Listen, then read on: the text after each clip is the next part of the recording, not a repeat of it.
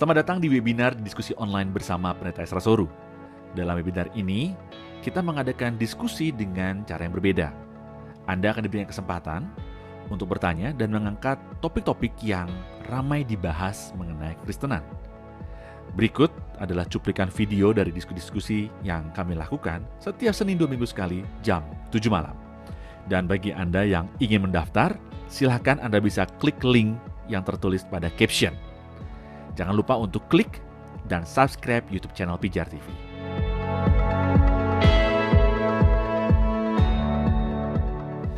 Pak Esra, dalam Efesus 6 ayat 18 dikatakan berdoalah setiap waktu dalam roh.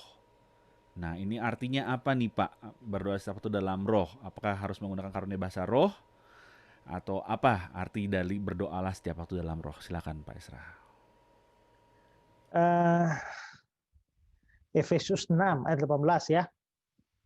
Efesus 6 ayat 18. Ini sebenarnya terletak pada peperangan rohani konteksnya ya. Karena dikatakan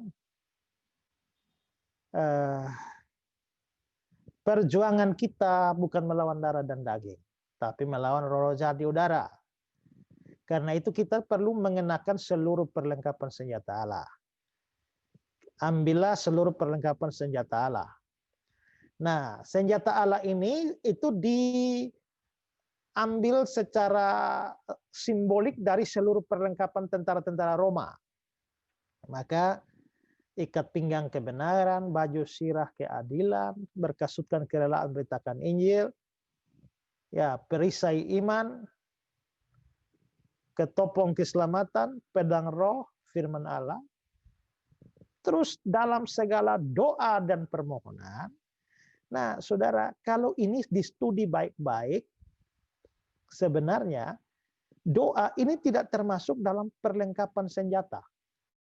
Senjata-senjata itu cuma ini saja. Ikat pinggang kebenaran, baju sirah keadilan, kasut kerelaan, lalu perisai iman, terus ketopong keselamatan, pedang roh. Doa tidak termasuk dalam perlengkapan. Nah, kalau begitu apa? Doa ini adalah aspek yang memungkinkan untuk senjata-senjata itu dipakai. Jadi kamu harus berikat pinggang kebenaran, tapi ikat pinggang kebenaran itu harus digunakan dalam segala doa dan permohonan.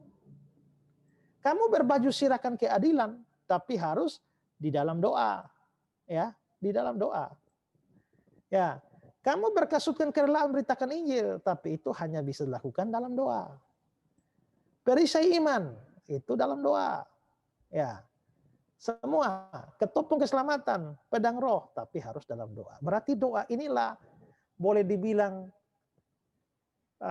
spirit untuk semua perlengkapan senjata Allah ini. Nah, sekarang ketika dibilang dalam segala doa dan permohonan, berdoalah tiap waktu di dalam roh. Ya. Nah, apakah berdoa dalam roh itu artinya berdoa pakai bahasa roh? Sama sekali tidak. Ya.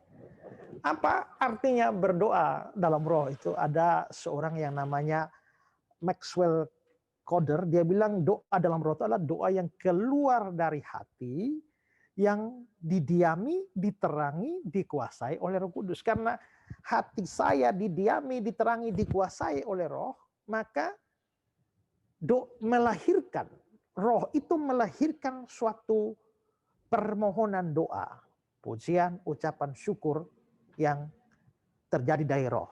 Dan kata lain, berdoa dalam roh itu artinya adalah berdoa yang dipimpin Roh Kudus. Roh Kuduslah yang menciptakan doa itu dalam diri kita, dan dia juga yang menguatkan dan memimpin kita mendoakannya. Ini yang sama dengan Roma pasal 8 ayat 26. Roma 8:26. Demikian juga roh membantu kita dalam kelemahan kita. Sebab kita tidak tahu bagaimana harus berdoa, tapi roh berdoa untuk kita kepada Allah dan keluhan-keluhan yang tak terucapkan. Itu mirip dengan hal itu. Nah, ini tidak berarti bahwa kita tidak berpikir tentang apa yang sebaiknya kita doakan. Tidak. Jangan lupa bahwa Roh Kudus juga memimpin pikiran kita.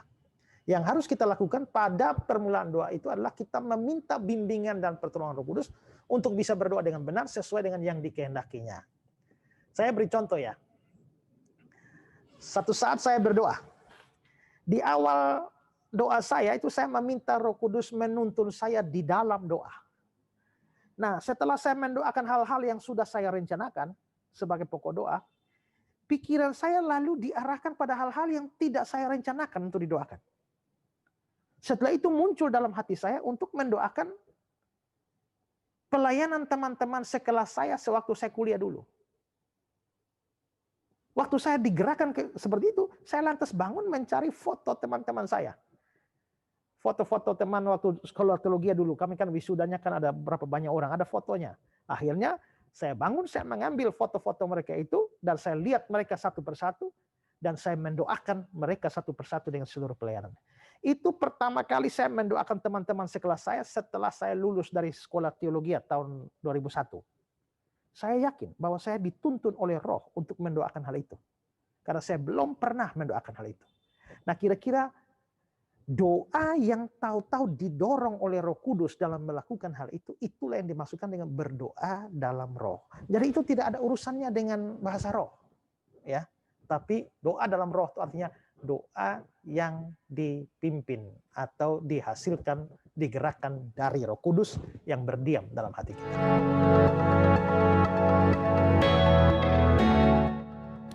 Terima kasih saudara sudah menyaksikan cuplikan diskusi bersama Pendeta Esra Soru.